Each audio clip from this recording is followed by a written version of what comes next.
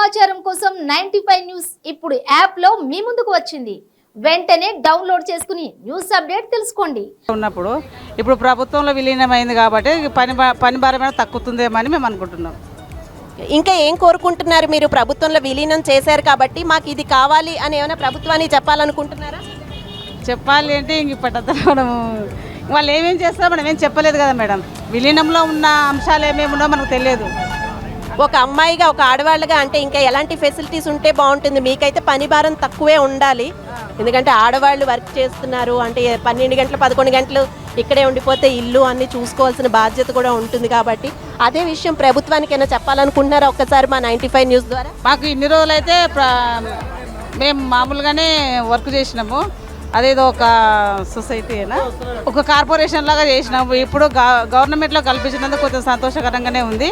మాకు ఇప్పటివరకు అయితే 10 సంవత్సరాల నుంచి డిఎల్ అవి పిఆర్సీ అయితే లేదు. మాకు రావాల్సిన 2 పిఆర్సీలు ఇవ్వాలి, ప్లస్ గవర్నమెంట్లో ఉన్న ఫెసిలిటీస్ మాకు రావాలని మేము గవర్నమెంట్ కోరుకుంటున్నాం. మాకు కూడా కొన్ని లీవ్స్ ఉంటాయి, ఆ లీవ్స్ కూడా కొన్ని వర్తించాలి. మామూలుగా మాకు ఆ వీక్లీ ఆఫ్లు అవి ఇస్తున్నారు. మా నెలకైతే 2 లీవులే ఇస్తున్నారు, 3వ తేదీ ఇవ్వట్లేరు. మా గవర్నమెంట్ తరఫున మేము కోరుకునేది అంటే గవర్నమెంట్కి ఉన్న లీవులు ఏమవుతున్నామో మాకు కూడా వర్తిస్తే మేము కూడా కొద్ది రోజులు మా పిల్లలతో పాటు మంచిగా ఉంటామని కోరుకుంటున్నాం. థ్యాంక్ యూ సో మచ్ అండి. నమస్తే మేడం, మీ పేరు? జయ అండి.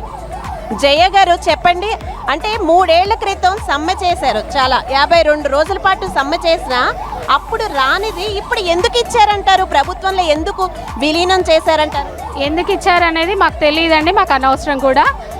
ఇప్పుడు ఏంటంటే మాకు గవర్నమెంట్లో విలీనం చేయడము చాలా సంతోషపడాల్సిన విషయము. మేము ఇప్పటికైనా మమ్మల్ని గవర్నమెంట్లో విలీనం చేసినందుకు సంతోషపడుతున్నాము. థ్యాంక్స్ టు కేసీఆర్ గారు. కానీ త్వరగా ఈ ప్రక్రియ పూర్తి చేసి మాకు జీతాలు పెరగాలని మేము చాలా ఇబ్బంది పడుతున్నాము. మాకు పే స్కేల్ జీతం సరిపోక చాలా ఇబ్బంది పడుతున్నాము. కాబట్టి మాకు పే స్కేల్ తొందరగా చేయాలి, ఉద్యోగ భద్రత ఇవన్నీ అందులోకే వస్తాయనుకుంటా. విలీనంలోకి అతి త్వరగా జీతాలు పెరగాలని కోరుకుంటున్నాను సార్. థ్యాంక్స్ టు కేసీఆర్ గారు. అంటే ఇప్పుడు ఎంతసేపు పని చేస్తున్నారు? ప్రభుత్వంలో విలీనం చేసిన తర్వాత పని భారం కొంచెం తగ్గుతుంది అని ఏమైనా అనుకుంటున్నారా? తగ్గుతుందా లేదా అనేది మాకు సరిగా ఐడియా లేదండి. ఓకే, చెప్పండి మేడం, ప్రభుత్వంలో విలీనం చేశారు యాక్చువల్గా, ఇప్పుడు మీరు ఇంకా ఏం కావాలనుకుంటున్నారు? ఒక ఆడవాళ్ళుగా అంటే ఇంతసేపు వర్క్ చేసి మొగాళ్లతో సమానంగా ఊరూరు తిరుగుతూ, ఊరంతా తిరుగుతూ, ఇది మామూలు సాధ్యమైన విషయం కాదు యాక్చువల్గా. మీరందరూ చాలా గ్రేట్ అసలు చెప్పాలంటే. సో మీరు ఏం చెప్పాలనుకుంటున్నారు? ఇంకా ప్రభుత్వానికి ఏం అడగాలనుకుంటున్నారు? ఫస్ట్ ఆఫ్ ఆల్ సీఎం గారికి కృతజ్ఞతలు తెలియజేస్తున్నాము మొత్తం టీఎస్ఆర్టీసీ తరఫున. మరియు సార్ మాకు గవర్నమెంట్లో విలీనం చేయడం అనేది చాలా సంతోషకరమైన విషయం. మేము అసలు ఊహించలేదు. థ్యాంక్స్ చెప్తున్నాము, మీకు చాలా కృతజ్ఞతలు. ఇంకొకటి ఏంటంటే ఈ ప్రక్రియ ఎప్పుడు పూర్తవుతుంది అనేది మాకు అంత ఐడియా లేదు. వీలైనంత త్వరగా చేస్తే బాగుంటుంది. అందులో మాకు పే స్కేల్ అనేది చాలా ముఖ్యం సార్. పే స్కేల్, ఉద్యోగ భద్రత విలీనంలోనే వస్తుందా అది మాకు సరిగా తెలీదు. కానీ మాకు ఇన్స్టెంట్గా మాకు పేమెంట్స్ మాత్రం అతి త్వరగా పెంచాలని కోరుకుంటున్నాను సార్. ఎందుకంటే చాలా ఇబ్బంది పడుతున్నాం మేము, చాలా ఈ 10 ఇయర్స్ నుంచి 9 ఇయర్స్ నుంచి మేము బతకలేకపోతున్నాం సార్. మాకు పిల్లల ఫీజులు కానీ కిరాయిలు కానీ కట్టుకోలేకపోతున్నాం. ఇప్పటికే చాలా అప్పులలో ఉన్నాం, మేము చాలా అప్పులైపోయినాయి. ఇప్పటికైనా మాకు అతి త్వరగా జీతాలు 2 పిఆర్సీలు అతి త్వరగా చేయాలని కోరుకుంటున్నాను. అలాగే ఉద్యోగ భద్రత కూడా కావాలి మాకు. యాజ్ ఎ లేడీస్గా ఇంకొకటి మాకు వాష్రూమ్స్ ఇలాంటివన్నీ అది కామన్ అయిపోయింది, మేము ఎప్పుడు మాట్లాడుతూనే ఉంటాము. అది డిపో లెవెల్లో మేము మా డిఎంల గారికి మేము విన్నవించుకుంటాము. మేము లేడీస్ జెంట్స్ అని కాదు, మేము లేడీ కండక్టర్స్గా కూడా మేము అన్నిటికీ ముందుండి ప్యాసింజర్ని పిలిచి ఎక్కించుకోవడంలో, ఈపీకే పెంచడంలో మేము ఒకటే నమ్ముతాము, సంస్థ బాగుంటే మేము బాగుంటాం అనే సిద్ధాంతంతో మేము ముందుకెళ్తున్నాము. ముందు సంస్థ బాగుండాలి, సంస్థ పచ్చగా ఉంటే మేము కూడా పచ్చగా ఉంటాము. అందుకే మేము మా సాయశక్తులా కృషి చేస్తున్నాము.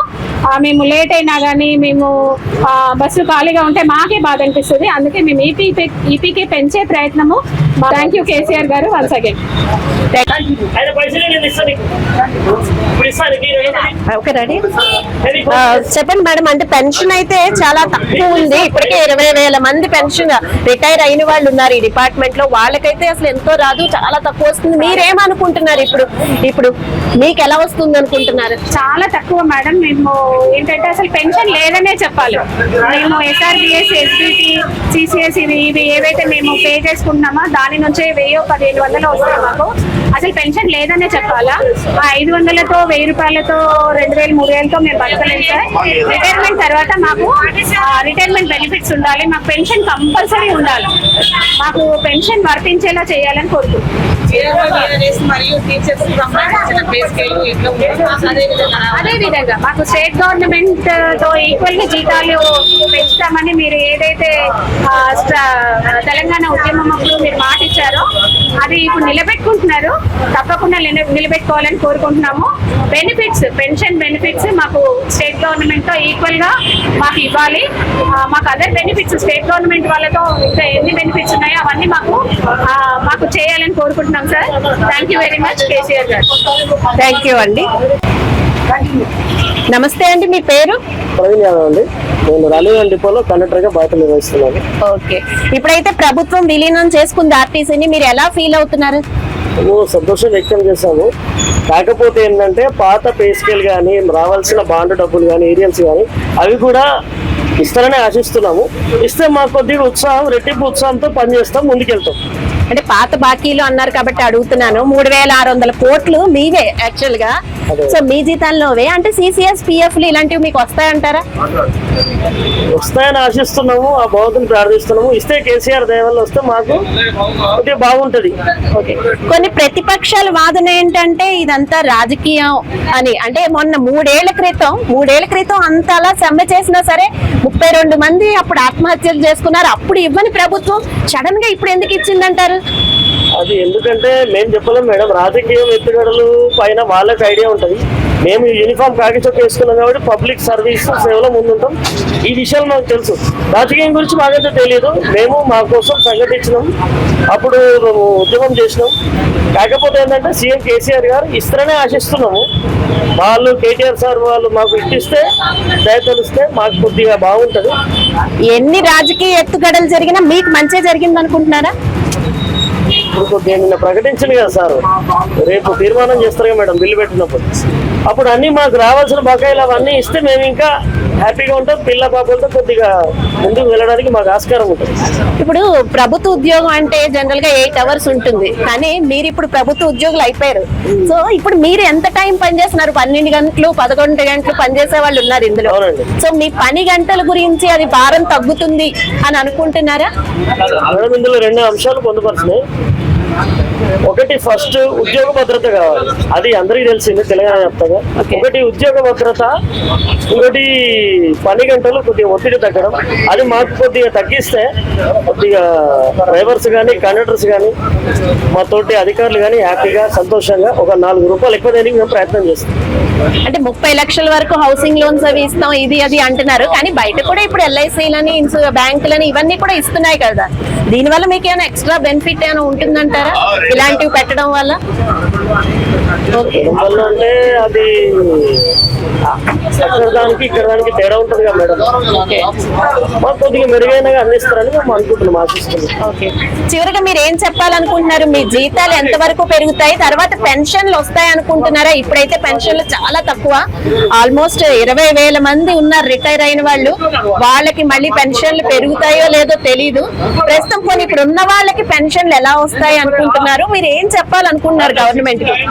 మేడం ఒకటే ఫస్ట్ మాకు కావాల్సింది ఉద్యోగ భద్రత, 2 పని గంటలు. ఓకే, అంటే ఉద్యోగ భద్రత అంటున్నారు కదా, ఎలాంటి భద్రత కావాలని? అంటే ఇప్పుడు ఉద్యోగ భద్రత పూర్వకాలంలో ఎలా ఉండేదంటే కండక్టర్ టికెట్ ఇచ్చినా వాడు పోగొట్టుకున్నా కూడా కండక్టర్దే బాధ్యత, కండక్టర్ రెస్పాన్సిబిలిటీ, స్ట్రెస్ ఉండే. అది ఇప్పుడు ఏమైందంటే కొద్దిగా ఇంప్లిమెంట్ చేసి మేము పని చేస్తాం, ప్యాసింజర్ రెస్పాన్స్ కూడా మాకు కావాలి. అందులో ఒక చట్టం తీసుకొస్తే ఉద్యోగ భద్రత అది కల్పిస్తే మాకు కొద్దిగా రెట్టింపు ఉత్సాహంతో మేము చేయడానికి ముందుకెళ్తాం. ఓకే. ఇప్పుడు అదే ఏది పోగొట్టుకున్న కండక్టర్ బాధ్యత, ఏది పోగొట్టుకున్న డ్రైవర్ కండక్టర్ బాధ్యత అంటే వాళ్ళు ఎంతవరకు రెస్పాన్సిబిలిటీ ఉన్నారు, ప్యాసింజర్ రెస్పాన్సిబిలిటీ ఏంటి, సొసైటీలో వాడి ఆయన చేయవలసిన ఏం ధర్మం ఏంటి అతనికి గుర్తు చేసేటట్టు ఒకటి పాస్ చేయాలి జీవో లాంటిది. అప్పుడు వాళ్ళకు భయం ఉంటుంది, మాకు కొద్దిగా టెన్షన్ తగ్గుతుంది. థ్యాంక్ యూ సో మచ్ అండి. నమస్తే అండి, మీ పేరు? సత్తయ్య గారు, మీరు ఏం చేస్తూ ఉంటారు? డ్రైవర్ గా చేస్తూ ఉంటారు. అంటే డ్రైవర్ గా అంటే చాలా పని ఒత్తిడి ఉంటుంది, యాక్చువల్ టైం ఎక్కువ ఉంటుంది కదా, చాలా పని గంటలు. పని ఒత్తిడి చాలా విపరీతమైన ఒత్తిడి ఉంటుంది. ఒక్కోసారి పెద్దలాబ్ డ్యూటీ సిటీలో చాలా విపరీతమైన ట్రాఫిక్ జామ్ అవుతుంది. కాబట్టి ఒక్కొక్క డ్యూటీ గంట 2 గంటలు లేట్ అవుతున్నది. మాకు ఇచ్చేది 8 అవర్స్ డ్యూటీ చేస్తున్నాం ఆల్రెడీ. 8 అవర్స్ మళ్ళీ అదనంగా 2 గంటలు 3 గంటలు డ్యూటీ చేస్తున్నాం. పని భారం ఉంటుంది, కండక్టర్ చాలా పని భారం పడింది. ఇంకోటి మాకు ఫేసికల్ విషయం కూడా ఒకటి మేడం 2013 2013 17 ఒకటి ఉంటుంది, 17 నుంచి 21 ఒకటి ఉంటుంది. ఇప్పటికీ ఒక 10 years అయిపోయింది, 10 సంవత్సరాలు అయిపోయింది. ఎందుకంటారు అప్పుడు అంత పెద్ద సమ్మె చేసి అంతమంది ఆత్మహత్యలు చేసుకున్నా కనికరించని ప్రభుత్వం ఇప్పుడు సడన్ గా ఎందుకు ఇంత మంచి నిర్ణయం తీసుకుంది? దానికి ప్రభుత్వం కూడా మేము అంత పెద్ద సవాల్ చేయలేము. కాకపోతే ఏది ఏమైనా లేట్ అయినా సరే కానీ కొంచెం ఏదో మాకు గవర్నమెంట్ లో నిర్ణయం చేస్తున్నాం కాబట్టి అనుకొని మేము ఏం మాట్లాడలేము. ఎందుకంటే మేము చిన్న స్థాయి ఉద్యోగులం కాబట్టి మాట్లాడితే కూడా బాగుండదు. కాబట్టి ఇప్పటికైనా మనం గవర్నమెంట్ కనికరించి ఇంతో అంతో గవర్నమెంట్ లోకి నిర్ణయం చేస్తుంది కాబట్టి అందరు కార్మికులు చాలా సంతోషంగానే ఉంటారని నేను అనుకుంటున్నాను. థ్యాంక్ యూ సో మచ్ అండి. నమస్తే అండి, మీ పేరు? మేడం. ఓకే, చెప్పండి సార్. అంటే 61 ఏళ్ళకి రిటైర్మెంట్ ఉంటుంది కదా, ఇప్పుడు మీకు కూడా అలాంటిదే కావాలి అనుకుంటున్నారా? చేయలేము మేడం, 61 సంవత్సరాలు చేయలేము మేడం. డ్రైవర్ కండక్టర్ చేయలేరు మేడం. ఎందుకంటే సో ఈ ట్రాఫిక్ చాలా ఇబ్బందికరంగా ఉంటుంది మేడం. చేయలేము మేడం, 60 సంవత్సరాలు అప్పటికే ఎక్కువలే మేడం. అంటే అలాంటప్పుడు పెన్షన్ అవి ఎలా ఉంటే బాగుంటుంది అనుకుంటున్నారు? పెన్షన్ పెరగాలి కదా, ఇప్పుడైతే పెన్షన్లు చాలా తక్కువ ఉన్నాయి రిటైర్ అయిన వాళ్ళకి. మీరు పెన్షన్ ఎంత బాగుంటుంది, ఎంత ఉంటే బాగుంటుంది అనుకున్నారు? ఇప్పుడు ఇస్తున్న జీతంలో సగం ఇస్తే బాగుంటుంది అని ఏమైనా ఫీల్ అవుతున్నారా? అవును మేడం, ఉంటేనే బాగుంటుంది మేడం. ఎందుకంటే చాలా ఈ పొజిషన్ లో పెన్షన్ చాలా తక్కువ ఉంది కాబట్టి కాస్త మెరుగైన పెన్షన్ వస్తేనే గానీ మనకు భవిష్యత్తులో బాగుంటుందని ఆలోచన ఉంటుంది. ప్రభుత్వానికి ఇంకా ఏం చెప్పాలనుకుంటున్నారు? మీకు ఏం కావాలనుకుంటున్నారు? ఇంకా వారు చెప్పిన దాని ప్రకారం మేము కూడా హ్యాపీగా ఉన్నాం మేడం.